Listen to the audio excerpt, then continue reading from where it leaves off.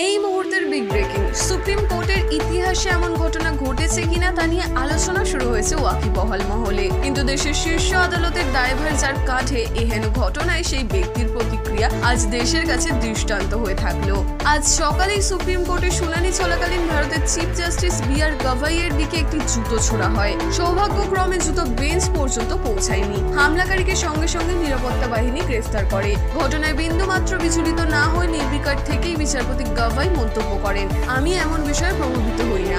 শুধু তাই নয়, এরপর তিনি শুনানি কার্যক্রম অব্যাহত রাখেন। প্রত্যক্ষদর্শীরা জানিয়েছেন, চিফ জাস্টিস আদালতে দিনের প্রথম মামলা শুনানি শুরু করলে বৃদ্ধ ব্যক্তি ভারত সনাতনের অবমাননা সহ্য করবে না বলে স্লোগান দিতে দিতে জুতো ছোড়ে তার উদ্দেশ্যে। নিরাপত্তা কর্মীরা দ্রুত তাকে নিয়ন্ত্রণে আনেন। জুতো ছোড়ার সময় অভিযুক্ত ব্যক্তির কাছে প্রক্সিমিটি কার্ড ছিল, যা সুপ্রিম কোর্টের আইনজীবী ও ক্লার্কদের দেওয়া হয়। কার্ডের নাম ছিল রাকেশ কিশোর। কি কারণে রাকেশ কিশোর এই ঘটনা ঘটালেন সেই উদ্দেশ্য এখনো স্পষ্ট নয়। নিরাপত্তা সংস্থাগুলো তাকে জিজ্ঞাসাবাদ করছে। জানা গিয়েছে, চিফ জাস্টিস রেজিস্ট্রিকে নির্দেশ দিয়েছেন ওই ব্যক্তির বিরুদ্ধে যেন কোনো ব্যবস্থা না নেওয়া হয়। তবে সুপ্রিম কোর্টের বিচারপতির অবমাননায় বার কাউন্সিল অফ ইন্ডিয়া তাকে সাসপেন্ড করেছে। একজন আইনজীবী জানিয়েছেন, চিফ জাস্টিস পুরো সময় শান্ত ছিলেন। শীর্ষস্থানীয় বিচারজ্ঞ ইন্দিরা জয়সিং তৎক্ষণাৎ প্রতিক্রিয়া জানিয়ে বলেছিলেন, এই ঘটনা সম্পূর্ণভাবে তদন্ত করা উচিত, অভিযুক্তের নাম প্রকাশ করা হোক এবং আইনগত ব্যবস্থা নেওয়া হোক। এটি সুপ্রিম কোর্টের প্রতি এক স্পষ্ট জাতিগত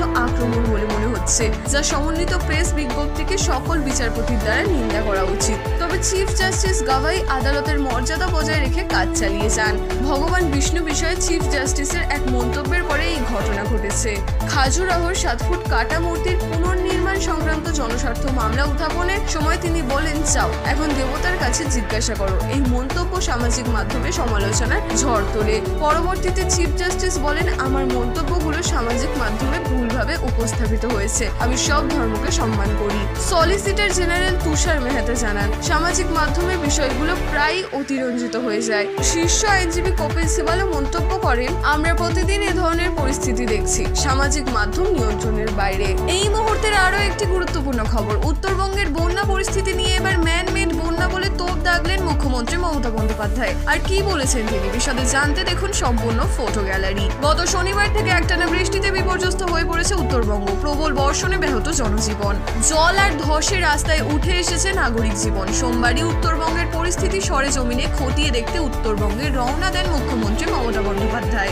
একটানা বৃষ্টি আর পাহাড়ের ধসে কার্যত বিপর্যস্ত জনজীবন। পাহাড়ে ধস নামায় যোগাযোগ ব্যবস্থা বিচ্ছিন্ন হয়ে পড়েছে দার্জিলিং, কালিম্পং, মিরিকের। পরিস্থিতি এতটাই ভয়াবহ যে উত্তরবঙ্গে ঘুরতে গিয়ে আটকে পড়া পর্যটকদের উদ্ধার করে নিয়ে আসা হচ্ছে পেলোডারে করে। এদিকে উত্তরবঙ্গের এই ভয়ঙ্কর পরিস্থিতি দেখে বাগডোগরা যাওয়ার পথে তিনি বলেন, এটি সম্পূর্ণ ম্যানমেড বন্যা। ডিভিসির অতিরিক্ত জল ছাড়ার কারণে উত্তরবঙ্গে এই পরিস্থিতি তৈরি হয়েছে। এদিকে উত্তরবঙ্গের বিপর্যয়ের ঘটনায় মৃতদের পরিবার পিছু 5 লক্ষ টাকা ক্ষতিপূরণ দেওয়ার কথা ঘোষণা করেছেন তিনি।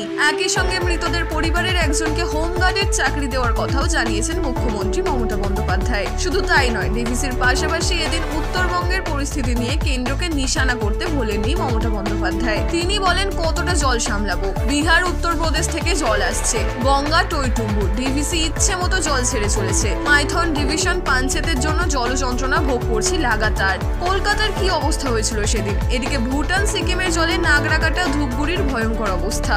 ম্যানমেড বন্যায় এতগুলো প্রাণ গেল।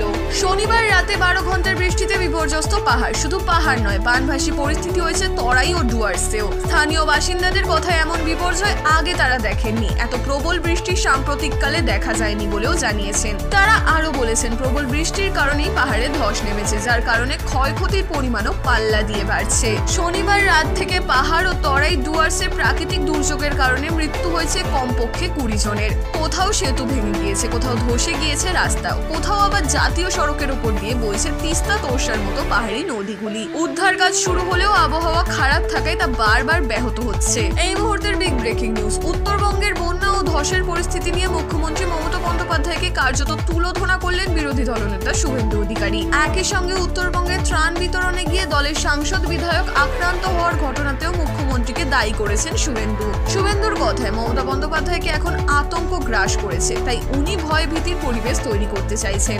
এরপরই শুভেন্দুর হুঁশিয়ারি, বিজেপিকে ভয় দেখিয়ে থামানো যাবে না। আপনার ভয় ও তোষণের রাজনীতি বাংলার জনগণের ঐক্য ও সাহসের কাছে পরাস্ত হবে। প্রসঙ্গত, শনিবার থেকে অতি ভারী বৃষ্টিতে বিপর্যস্ত উত্তরবঙ্গ। বিস্তীর্ণ এলাকা প্লাবিত, ধসে ভেঙে পড়েছে বহু বাড়ি, একাধিক প্রাণহানির ঘটনাও ঘটেছে। উত্তরবঙ্গের এই পরিস্থিতির মধ্যেও রবিবার কলকাতায় দুর্গাপুজোর কার্নিভালে ব্যস্ত ছিলেন মুখ্যমন্ত্রী। এদিন টুইটে সেই প্রসঙ্গ টেনে শুভেন্দু লেখেন, যখন উত্তরবঙ্গের বহু মানুষ প্রাণ হারাচ্ছেন, হাজার হাজার মানুষ গৃহহীন ও সহায়হীন হয়ে পড়েছেন, তখন মুখ্যমন্ত্রী কলকাতায় সেলিব্রিটিদের সঙ্গে কার্নিভালে আনন্দে মেতেছিলেন। শুভেন্দুর কথায় এই অমানবিক আচরণে রাজ্যের মানুষ ক্ষুব্ধ ও বীতশ্রদ্ধ।